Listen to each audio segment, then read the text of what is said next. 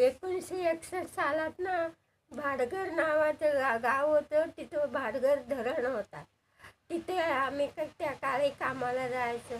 कामं नसायची ना उन्हाळ्यात, तर जायचं आपलं.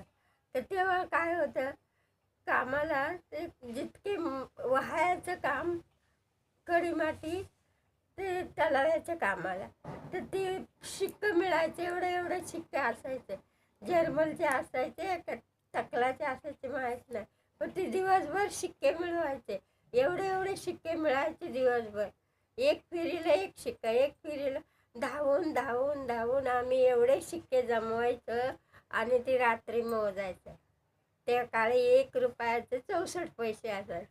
ते 64 पैशाच्या हिशोबाने आम्ही ते शिक्के मोजून मोजून अशी लाईन लावायची आणि त्या 64 पैसे 1 रुपया, 64 पैसे 1 रुपया